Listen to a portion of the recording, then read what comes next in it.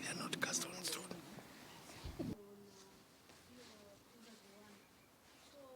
Okay.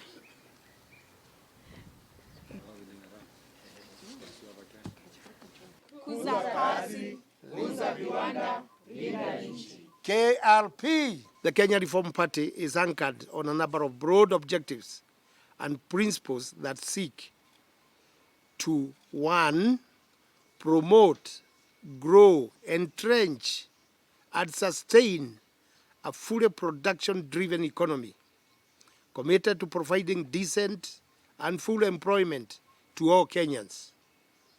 Our ultimate aim is to create an economic atmosphere that will lead to higher incomes, that will enable Kenyans to enjoy the basic human needs of modern life, that will in turn provide the means of our country to grow into a fully fledged development democracy. We intend to pursue equal rights of participation in universal trade, geared towards creating a more equitable economic and social development arrangement for the benefit of all Kenyans. Hereby put on notice the engineers and profiteers of the Stockholm Syndrome among our people, young and old alike. Your time is up. KRP is here to permanently close your kiosks.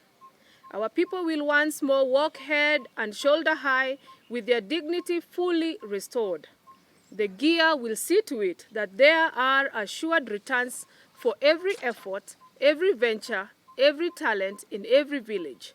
And Kenyans will no longer be exploited as they chase after elusive chance or luck in the hands of national and international buccaneers and economic hitmen.